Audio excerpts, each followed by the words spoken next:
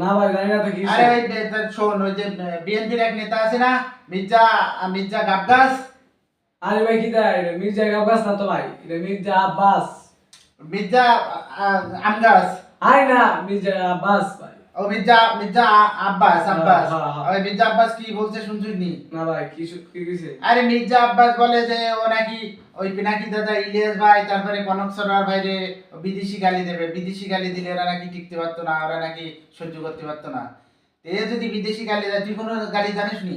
আরে ভাই আমি কি কম গালি জানি? আমি সব দেশের গালি জানি, দেশি বিদেশি, তামিল, হিন্দি, পাকিস্তানি, বাংলাদেশি সব দেশের গালি জানি আমি। তুই দিতে পারবি নি? ভাই তুমি কোনো গালি জানো না?